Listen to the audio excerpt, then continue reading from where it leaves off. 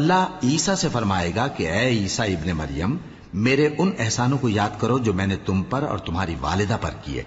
जब मैंने रूहुल कुदुस यानी जिब्राईल से तुम्हारी मदद की,